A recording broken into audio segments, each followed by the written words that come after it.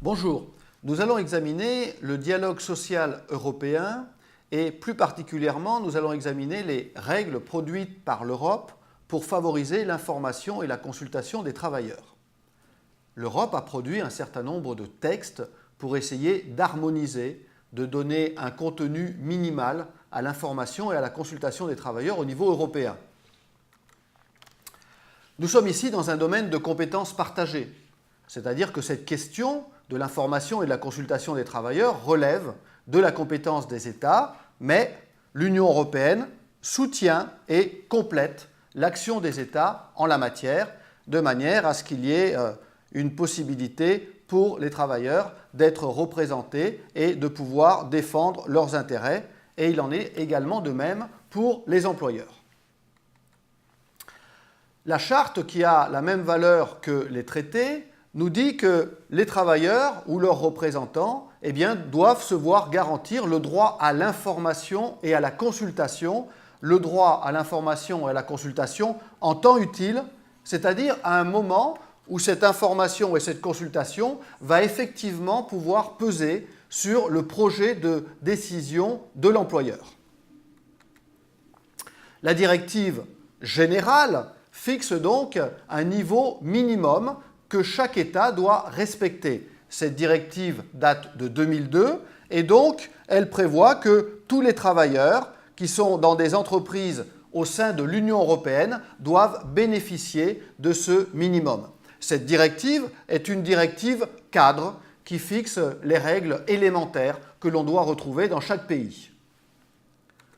À cette directive cadre générale se sont ajoutées des directives particulières, autrement dit, des règles en matière d'information et consultation dans des situations spécifiques. Par exemple, quand il y a un licenciement collectif économique, quand il y a un transfert de salariés d'une entreprise vers une autre. En matière de santé et de sécurité, les travailleurs doivent pouvoir participer directement ou par le biais de leurs représentants. La mise en place des comités d'entreprise européens est également à mettre à l'actif d'une directive européenne qui a été révisée. Nous avons également des comités spécifiques dans la société européenne et dans la société coopérative européenne. Donc, toutes ces directives fixent des règles minimales pour que les travailleurs soient informés et consultés dans un certain nombre de situations. On peut s'interroger sur la conformité du droit français au droit européen sur un certain nombre de points. Par exemple, sur la question du calcul des effectifs. Le Code du travail français interdit de calculer, en tout cas ne prévoit pas, que soient calculés dans l'effectif les travailleurs qui sont titulaires de contrats aidés, les apprentis et ceux qui relèvent de la politique de l'emploi et de la formation professionnelle. Est-ce que cette exclusion de l'effectif, est-ce qu'elle est conforme à la directive européenne? Eh bien, le débat a été posé devant la Cour de justice de l'Union européenne et la Cour de justice de l'Union européenne a considéré que la directive s'oppose à la disposition du Code du travail qui exclut ces travailleurs du champ d'application des directives, de l'effectif. Qu'est-ce que ça veut dire?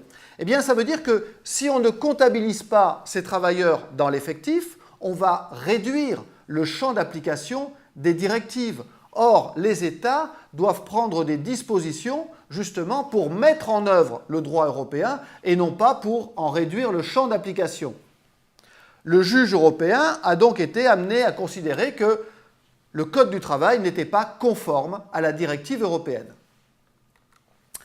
Mais le juge européen n'a pas donné d'effet direct à sa jurisprudence. Autrement dit, la décision qu'il a adoptée ne s'impose pas dans la relation entre employeurs et salariés. Alors, qu'est-il possible de faire? Eh bien, en l'état actuel des textes, si l'employeur maintient l'exclusion de l'effectif des travailleurs aidés, la seule voie de recours, c'est d'engager la responsabilité de l'État.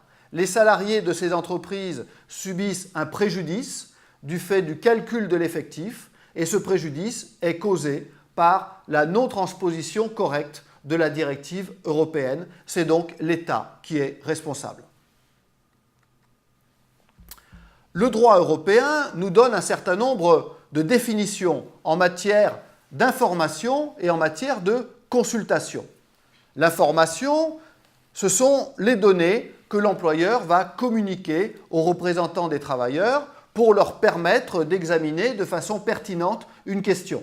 Et la consultation, cela va plus loin, c'est un échange de vues en vue d'établir justement un dialogue entre les représentants des travailleurs et l'employeur, de manière à ce que ce dialogue soit authentique, qu'il soit sur la base d'informations précises, concrètes. L'information, si on veut donc l'examiner d'une manière ramassée, doit s'effectuer à un moment donné, d'une façon donnée et avec un contenu approprié, pour qu'il y ait justement un examen adéquat de la question en vue de préparer la consultation. La consultation s'effectue à un moment approprié, c'est-à-dire à un moment où l'avis des élus va pouvoir peser sur le projet de l'employeur, donc avec des moyens et un contenu approprié, au niveau pertinent, c'est-à-dire que la consultation doit avoir lieu au niveau où la décision a été prise, au niveau d'un établissement peut-être, mais parfois au niveau d'une entreprise ou au niveau d'un groupe. Et les élus du personnel doivent recueillir une réponse motivée de la part de l'employeur. Autrement dit, il doit répondre de manière argumentée aux avis qui ont été émis, aux avis qui ont été formulés par les représentants des travailleurs. Nous avons donc là les différents éléments constitutifs d'une consultation authentique. Autre élément qui n'existe pas ou de manière complètement marginale dans le droit interne, c'est le fait que cette consultation doit aboutir à un accord sur les décisions qui vont être prises par l'employeur. Autrement dit, la décision de l'employeur doit faire l'objet d'un accord des représentants des travailleurs. Cette disposition n'est pas reprise en droit interne. Le droit européen nous donne donc un certain nombre d'outils pour que l'information et la consultation soient authentiques, soient véritables, mais le Code du travail n'est pas tout à fait en conformité avec ce droit européen. Je vous remercie pour votre attention.